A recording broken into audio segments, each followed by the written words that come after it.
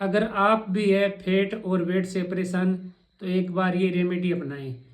शाम को 1 गिलास पानी में 1 चम्मच मेथी दाना, 1 चम्मच अजवाइन, 1 चम्मच जीरा भिगो के रख दें। मॉर्निंग में 10 मिनट तक उसे उबालें और छानकर आधा नींबू निचोड़कर घूंट घूंट करके पी जाएं।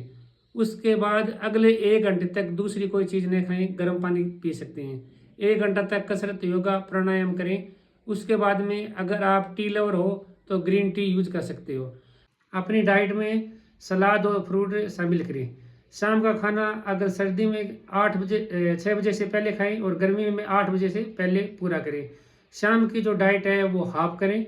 और इसके अलावा अगर आपको ज़्यादा भूख लग रही है तो आप शाम को 1 गिलास दूध भी पी सकते हो। अगर सावधानी की बात करें, क्या परहेज रखें, तो डिब्बा बंद चीज़, ज़्यादा मिठाई और ज़्यादा अनाज से बनी हुई चीज़ कम खाएं। Thank you.